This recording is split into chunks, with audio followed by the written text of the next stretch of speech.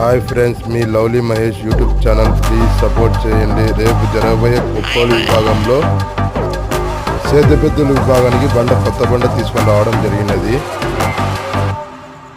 చూడండి ఫ్రెండ్స్, రాయి కోర్టు ప్రాంగణం. రేపైతే కోర్టు సిద్ధంగా ఉంది. చూడండి ఫ్రెండ్స్ ఎలా ఉందో.